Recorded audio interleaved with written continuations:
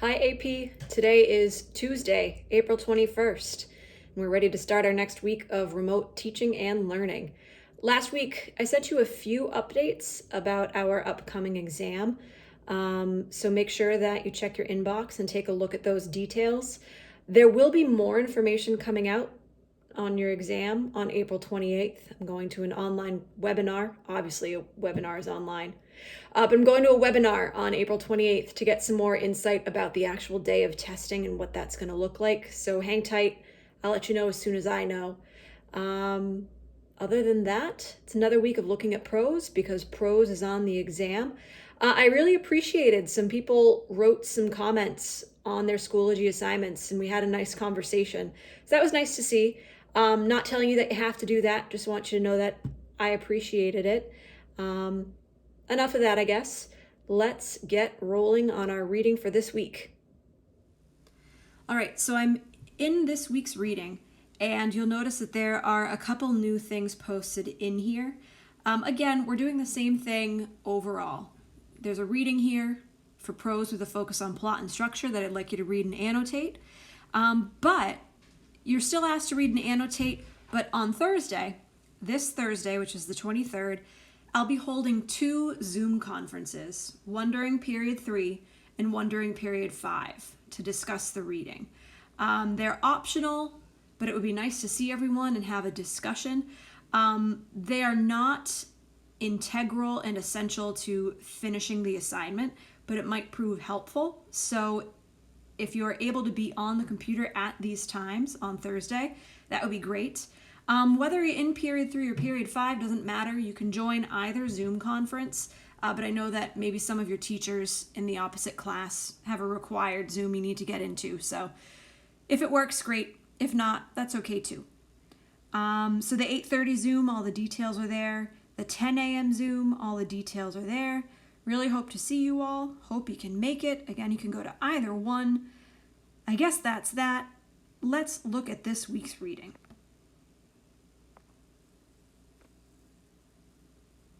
So this week's reading is a passage from Seamus Dean.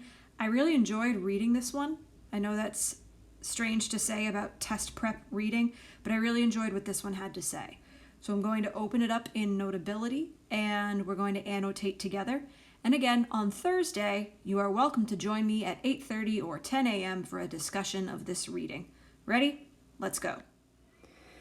All right. In the following passage, contemporary novelist Seamus Dean reflects on his childhood experiences with books and writing. Read the passage carefully.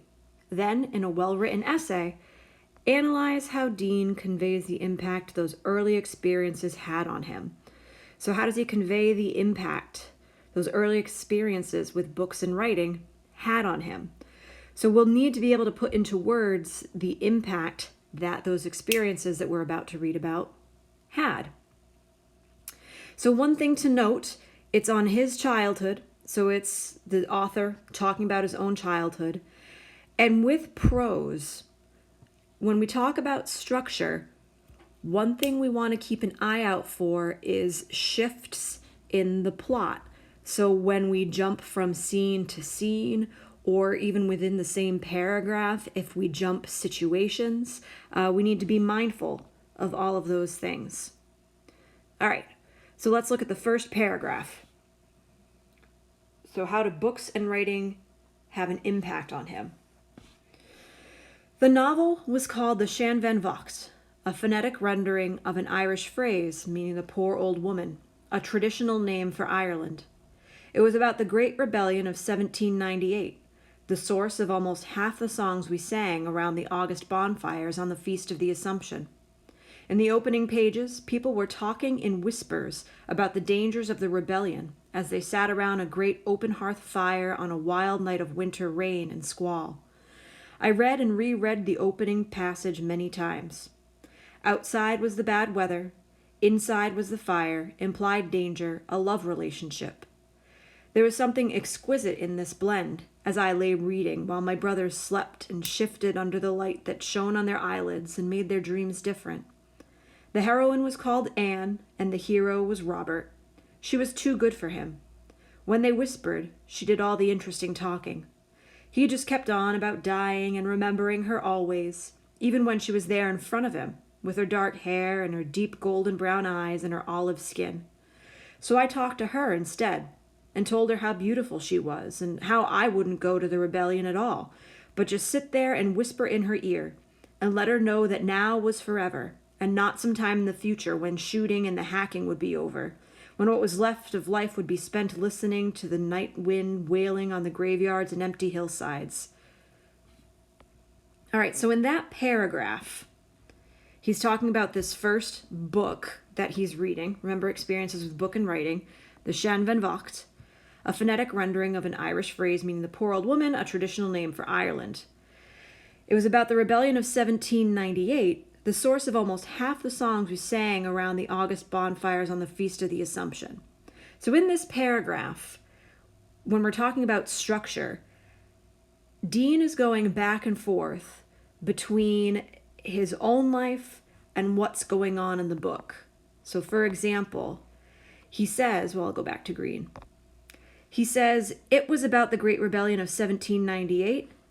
And then he says, the source of almost half the songs we sang around the August bonfire on the Feast of the Assumption. In the opening pages, people were talking in whispers about the dangers of rebellion as they sat around a great open hearth fire on the wild night of winter rain and squall. And then he says, I read and reread the opening many times. Go back to the book. Outside was the bad weather, inside was a fire, implied danger, the love relationship. Then he said there was something exquisite as I lay in bed reading while my brothers slept and shifted, made their dreams different. And then he goes back. Heron was Anne, she was too good for him, she did all the interesting talking. It goes on and on and on. And then it goes back to him. He says, I talked to her and told her how beautiful she was and how he wouldn't go to the rebellion. So here's a kid, maybe you've been doing it too, who reads a book and then starts imagining, if I were in this scene, what would I say? If I were a character suddenly dropped into it. I don't know, readers, is that something you would have done? It's something I did with my novels. But he goes back and forth. He shifts between describing the book and his own life. He says the book is about the Great Rebellion, and that's something that he sang with his family. So I wonder if there's a purpose in mixing them together structurally. All right, so he's sitting in bed, he's reading, he's thinking about his book. And remember how his brothers are there asleep? One of them wakes up and says, for Christ's sake, put off that light. You're not even reading, you blank gum. And Liam would turn over, driving his knees up into my back and muttering curses under his breath.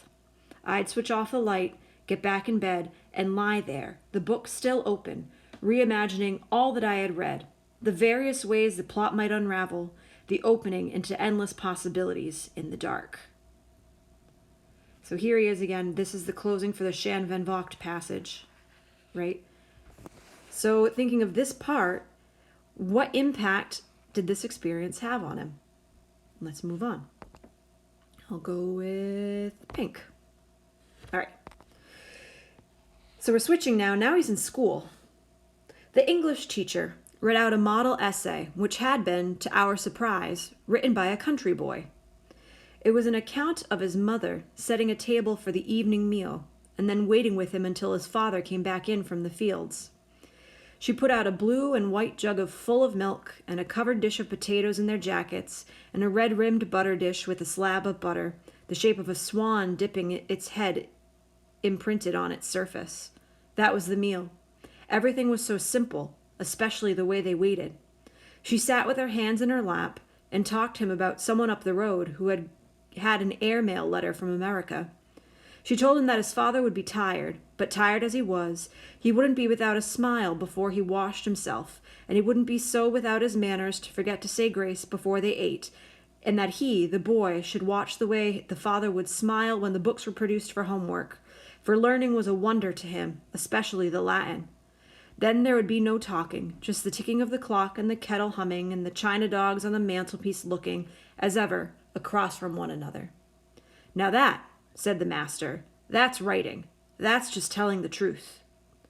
I felt embarrassed because my own essay had been full of long or strange words I'd found in the dictionary: cerulean, azure, phantasm, and implacable, all of them describing the skies and seas that I had seen only with Anne of the novel. I never thought such stuff was worth writing about. It was ordinary life. No rebellions or love affairs or dangerous flights across the hills at night. And yet I kept remembering that mother and son waiting in the Dutch interior of that essay, with a jug of milk and the butter on the table, while behind and above them were those wispy, shawly figures from the rebellion, sibilant above the great fire and below the aching high wind. Right, so again, he talks about another piece of writing. And again, we have shifts within the paragraphs between his life and what's going on in the book. So here, he has the English teacher reading the model essay, which had been, to our surprise, written by a country boy. And then he goes into the story, the account of a mother, his mother, so it's a personal story, sitting at the table for the evening meal and waiting, and they're looking at the mantelpiece. This is all the boy's essay. And the teacher reads it, and it's just about a regular day in the life. And the teacher says, now that's writing. It's just telling the truth. Okay, actually that should be in pink because it's in his own life. So let me go back. Now that's writing. That's just telling the truth. Writing is telling the truth. And as a result, he feels embarrassed because his essay had been full of long words in the dictionary. You know the drill. When you're trying to be good, so you look up all the words, that's what he did in this piece. And he goes on to say that boy's story, it was ordinary life. It's not the rebellions that he's reading about late at night and imagining. And yet he kept remembering that mother and son waiting in the Dutch interior of that essay. So Dutch interior, that's just a reference to Dutch artists who were known for doing realist paintings, playing with the light and showing real life simple scenes. Girl with the pearl earring, woman with a water jug, that kind of stuff. So it's very simple. And yet he says, behind and above these characters were the wispy, shawly figures from the rebellion, the things that they sing about at the Feast of the Assumption. Sibilant above the great fire and the high aching wind. Interesting. Okay. So here we have two scenes, right? We have the scene where he's lying awake at night reading that book about the rebellion, okay, the thing they sing the songs about at the Feast of the Assumption. And then the next scene is interspersed, the English teacher reading that essay, that simple essay about a simple event, and Dean feeling embarrassed because he tried to thesauricize his piece in an attempt for it to be good, and wondering why this piece is so good and even why it sticks with him when it's really about just a regular day in the life. What about it? All right, so here, let's remember our prompt. Read the passage carefully, then in a well-written essay, analyze how Dean conveys the impact those earlier experiences had on him. So we're going to break this one up a little bit this week, guys. This week you're reading and annotating, so use what I had, expand on it. Obviously, I didn't write anything in the margins through this. I want you to think of that stuff. This week, we'll have a Zoom conference that's optional that you can go to and discuss this paper. And then next week, you're writing it. So let's go from there. All right, AP, that's your assignment for this week. Again, please join me on Thursday for either one of those Zoom sessions. The invitation's on our assignment, so you can just join in. Either session for either class is fine. I'll be there. We'll all be discussing the same stuff. Again, please notice on the assignment itself, if you scored proficient on last week's essay, you are welcome to do an outline version of your essay as opposed to writing the whole thing this week. I still want to see a thesis that uses the two techniques. I want to see the evidence that you would pull. But if you want to do an outline, you can. If you think it's in your best interest to continue practicing the entire essay, that's okay too. It's up to you. It's your call. Either one will be accepted. So I guess that's it. I hope to see you Thursday. And until then, take care. Bye, guys.